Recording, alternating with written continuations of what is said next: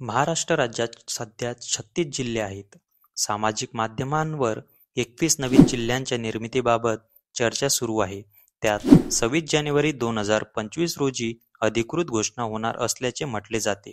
तथापि राज्य सरकारने अशा कोणत्याही निर्णयाची अधिकृत घोषणा केलेली नाही. 2018 साली राज्य सरकारच्या समितीने 22 नवीन जिल्ह्यांचे प्रस्ताव सादर केला होता. त्यात खालील जिल्ह्यांचा समावेश केलेला आहे. त्यामध्ये जळगाव जिल्ह्यातून भुसावळ नवीन जिल्हा, तर लातूरमधून उदगीर, बीडमधून अंबेजोगाई, तर नाशिक जिल्ह्यामधून 2 नवीन जिल्हे, त्यामध्ये मालेगाव आणि कळवण. नांदेडमधून किनवट नवीन जिल्हा, तर ठाण्यामधून मीरा भाईंदर आणि कल्याण नवीन जिल्हा होण्याची त्यामध्ये तरतूद केलेली होती. नंतर सांगली, सातारा आणि सोलापूर या 3 जिल्ह्यामधून मानदेश नावाचा नवीन जिल्हा तयार करावा अशी मागणी होती.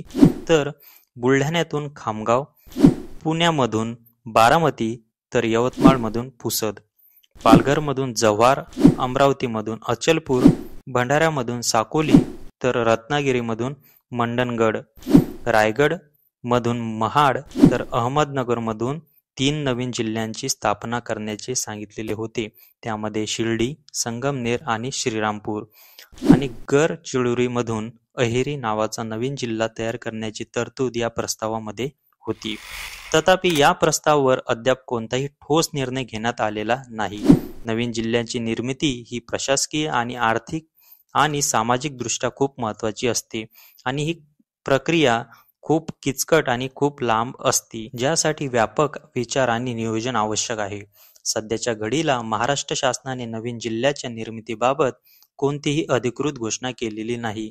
मात्र चर्चेमध्ये माध्यमांद्वारे 26 जानेवारीला या नवीन जिल्ह्यांची रचना होईल अशी सर्वत्र माहिती पसरत आहे. अशा घोषणांसाठी अधिकृत सरकारी स्रोतांशी प्रतीक्षा करणे उचित ठरेल. तर या व्हिडिओ आवडला असेल तर नक्की चॅनलला सबस्क्राईब करा, लाईक करा. धन्यवाद.